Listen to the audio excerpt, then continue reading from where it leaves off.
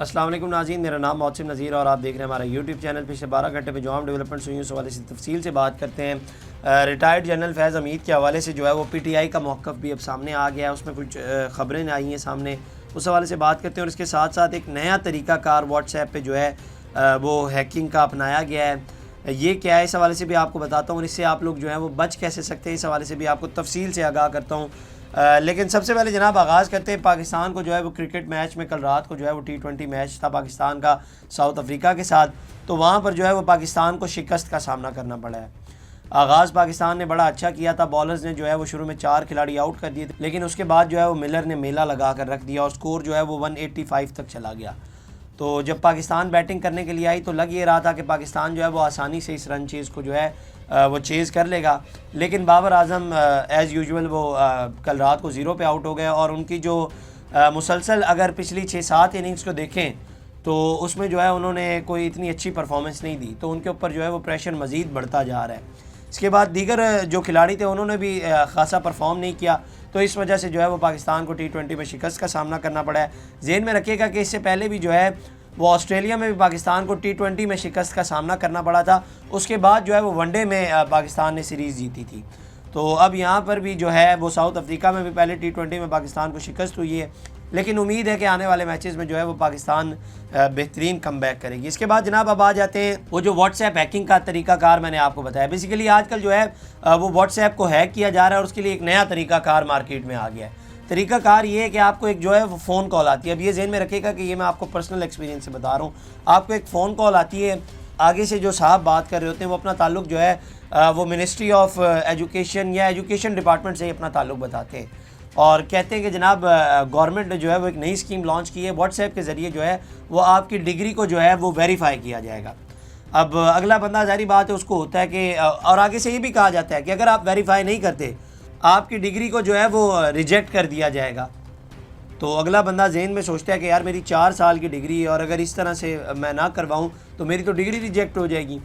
तो फिर उनसे कहा जाता है कि जनाब आपको जो है वो व्हाट्सएप के ऊपर एक वेरिफिकेशन कोड आएगा, आपने वो हमें बताना है। तो उसके बाद जब वो वेरिफिकेशन कोड आता है, वो बेसिकली वेरिफिकेशन कोड होता है जब व्हाट्सएप आप लॉग इन कर रहे होते हैं किसी भी मोबाइल में या किसी भी डिवाइस में। तो जैसे ही वो व्हाट्सएप लॉग इन करते हैं तो यहाँ से जो यूज़र होता है उसका लॉग आउट हो जाता है और उधर जो है वो लॉग इन हो जाता है। अब इसको ज़ाहिर बात है इस हैक को इसलिए अपनाया जाता है कि जो उसके करीबी लोग होते हैं चेक किए जाते हैं कि किन के साथ जो है वो इन्होंने चैट ज़्यादा की है। तो उसके बाद उनको मैसेजेस किए जाते हैं और उनसे जो है वो रकम वसूल की जाती है और उनको फ़लाँ मद में उनसे मांगे जाते हैं और उनको अकाउंट नंबर इस अकाउंट नंबर पर जो है वो आप लोग पैसे भेज दें। तो ये तरीक़ाकार और ऐसे बहुत से लोग जो हैं वो ऐसे बेवकूफ़ बनाया गया है लोगों को। मैं बहुत से ऐसे लोगों को जानता हूँ जिनसे 1-2 लाख रुपये लिया गया है। तो FIA को मैं कहूँगा कि इसके ऊपर वो थोड़ी सी एक्टिव हो जाए और इसके हवाले से जो है वो तरीक़ाकार बनाए और लोगों को भी आगाही दे कि उन्होंने इस हवाले से क्या करना है। खैर इसके बाद जनाब PTI ने अपना मौक़िफ़ दे दिया है। रिटायर्ड जनरल फैज़ हमीद की जो चार्ट शीट जो उनके हवाले से निकाली गई है उसमें जो है वो PTI ने अपना मौक़िफ़ दे दिया है। पहले बैरिस्टर गौर साहब आए, उन्होंने कहा कि जनाब फैज़ हमीद पर चार्ट शीट से हमारा कोई लेना देना नहीं है। फैज़ हमीद पर चार्ट शीट फ़ौज का अंदरूनी मामला है, फ़ौज के अपने कवायद और कवानीन हैं जिसके तहत वो ट्रायल करती है। सिविल नाफरमानी तहरीक के बारे में इमरान खान साहब से बात अभी होगी। तो मैं इसके बाद मैं हैरान हो रहा था कि ये सारे जो हैं वो अपनी अपनी बात करें, मतलब ये सारे इंडिविजुअल स्टेटमेंट देते हैं। वो नहीं हैदर पंजोता साहब कल रात को एक शो के अंदर बैठे हुए थे तो उनसे सवाल किया गया, उन्होंने कहा कि जनाब कर दें, कोई मसला नहीं है, जो दिल करता है वो करें, कोई मसला नहीं है। मतलब सारे अपनी अपनी बता रहे हैं। बैरिस्टर गौर साहब अपनी बता रहे हैं, नहीं हैदर पंजोता साहब अपनी बता रहे हैं, शेर अफजल मरवत साहब की भी सुन लें। उन्होंने कहा कि अभी ध्यान दिया है इसके ऊपर। उन्होंने कहा कि मेरी राय है कि कोई जनरल, कोई जज, कोई पार्लियामेंटेरियन कानून से बालातर नहीं होना चाहिए। जिस तरह हम लोगों को, आम पाकिस्तानियों को हथकड़ियाँ पहनाकर अदालतों में घसीटा जाता है, इसी तरह एक जनरल, एक जज को, एक मुलजिम को जिसने इस मुल्क की आवाम के साथ ज़्यादती की हो तो लोगों को कानून का डर होगा। कोई जनरल, कोई जज, कोई पार्लियामेंटेरियन कानून से बालातर नहीं होना चाहिए। और जनरल फैज़ हमीद पर जो इल्ज़ामात हैं वो बहुत संगीन हैं। अगवा बराए तावान की सज़ाए मौत है।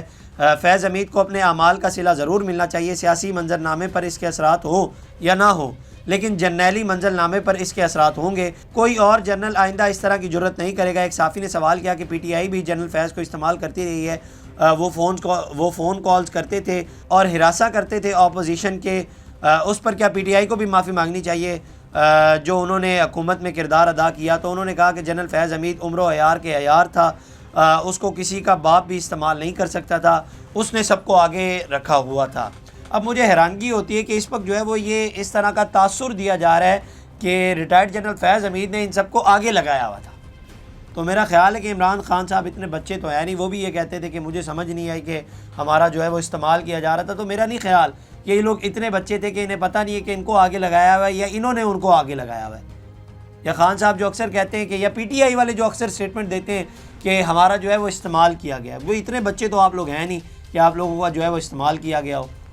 खैर, अब देखते हैं इसके अंदर मज़ीद क्या डेवलपमेंट्स होती हैं। मैंने आपको बताया है कि PTI के हवाले से भी जो है वो तारें जुड़ने लगी हैं, और अगर तारें जुड़ जाती हैं PTI से तो PTI को जो है वो मज़ीद मुश्किलात का सामना होगा। इसके बाद जनाब शाहिद अफरीदी साहब जो साबिक क्रिकेटर हैं, उन्होंने एक ट्वीट किया। उन्होंने कहा कि ISPR की प्रेस रिलीज़ के मुताबिक लेफ्टिनेंट जनरल फैज़ हमीद के ख़िलाफ़ फ़र्द जुर्म आयद करके फील्ड जनरल कोर्ट मार्शल की बाकायदा कार्रवाई का आगाज़ कर दिया गया है। इससे कार्रवाई मौजूदा क़यादत के खुद एहतसाबी के बयानिए को मज़ीद तक़वियत का हासिल होगी और इस तासुर को ज़ाइल किया जा सकेगा कि ताकत व एहतसाब से बालातर है। तो इसके बाद PTI के जो टोले थे सोशल मीडिया पर, उन्होंने इनको आड़े हाथों ले लिया। उन्होंने कहा कि आपने फैज़ हमीद साहब के हवाले से बात कैसे कर दी। अब उनको भी नहीं पता ना कि उन्होंने इनको अपना मोहसिन मानना है फैज़ हमीद साहब को, या इनके ख़िलाफ़ बातें करनी है। उनको भी अभी तक सीधी सिमत नहीं दिखाई गई, तो इस हवाले से जो है वो उन्होंने उनको आड़े हाथों ले लिया।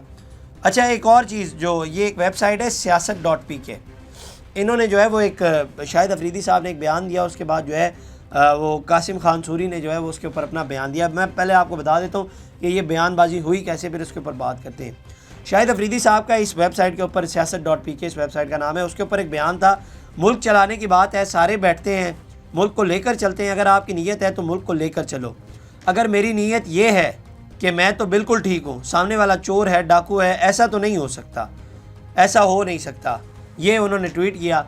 इस ट्वीट के ऊपर जो है वो कासिम खान सूरी साहब आए, उन्होंने कहा कि जनाब अपने पत्ते शो करें, अपने गधे शो ना करें। तो उन्होंने जो है वो इस तरह का लफ्ज़ इस्तेमाल किया। तो इसके बाद जो है वो शफात अली साहब कॉमेडियन है, उन्होंने एक ट्वीट किया। उन्होंने कहा कि कासिम सूरी की तस्वीर के ऐन ऊपर इतने जली हुई हरूफ में गधे लिखना मायूब अमल है।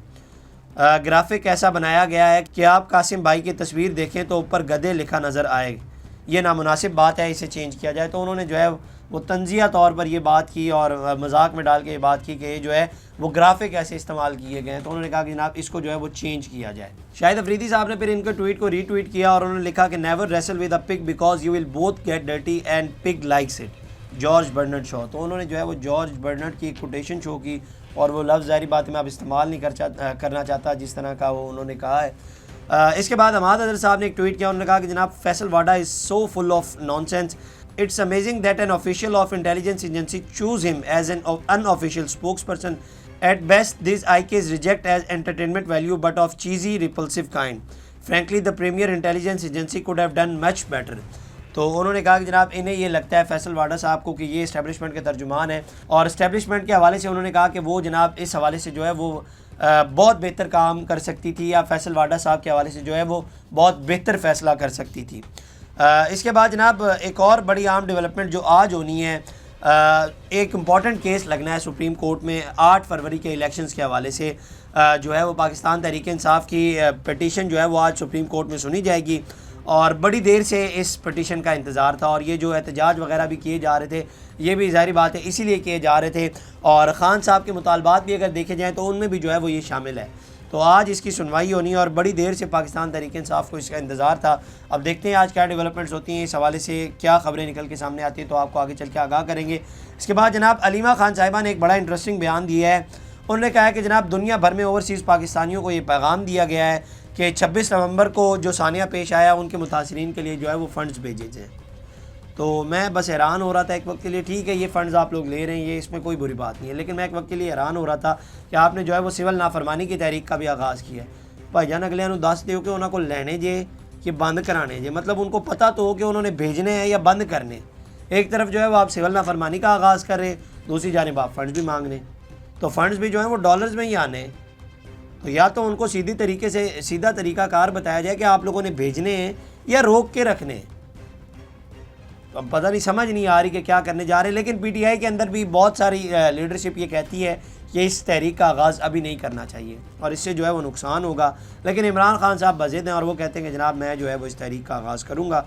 अब देखते हैं इसमें आगे चल के क्या डेवलपमेंट्स होती हैं। लेकिन बहरहाल 26 नवंबर का जो सानिया PTI वाले कहते हैं और उसमें जो मुतासरीन हैं या जो लोग जाबाक हुए उनके वाले से जो है वो फ़ंड रेजिंग की जा रही है। इसके बाद एक और बड़ी इंटरेस्टिंग जनाब ख़बर सामने आई। एक सर्वे किया गया पाकिस्तान के हवाले से, पाकिस्तान के मौजूदा हालात के हवाले से, और उसमें जो है वो चंद एक सवालात भी रखे गए और उसमें फिर लोगों की जो राय है वो भी बताई गई। मैं आपको बता देता हूँ कि इसमें जो है वो सवालात क्या रखे गए हैं और कितने % लोगों ने क्या क्या कहा है। सबसे पहला सवाल किया गया, ये बताइए कि आपके ख़्याल में कि क्या पाकिस्तान के हालात दुरुस्त सिमत में जा रहे हैं या गलत सिमत में जा रहे हैं। तो 21% लोगों ने कहा कि जनाब पाकिस्तान के हालात जो हैं वो सही सिमत में जा रहे हैं और तकरीबन 79% ने कहा कि जनाब पाकिस्तान के हालात जो हैं वो गलत सिमत में जा रहे हैं।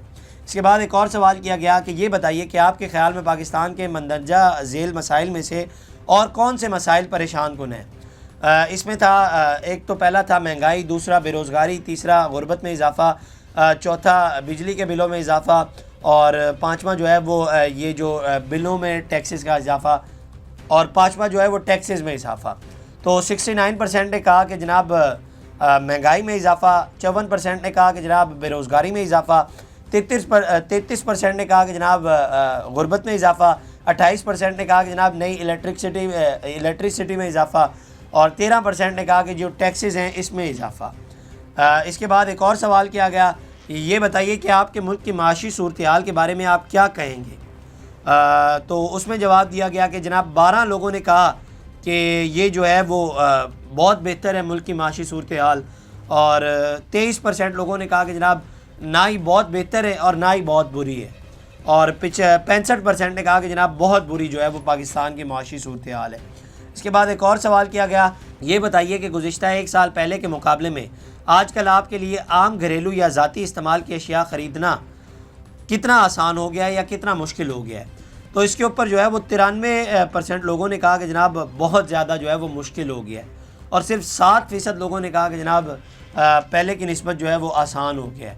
तो इससे आप अंदाज़ा लगाएं कि 93% लोगों ने कहा है कि जनाब बहुत मुश्किल हो गया है हमारे लिए आजकल ज़रूरत की अशिया ख़रीदने के लिए, महंगाई में जो है वो इतना इजाफ़ा हो गया।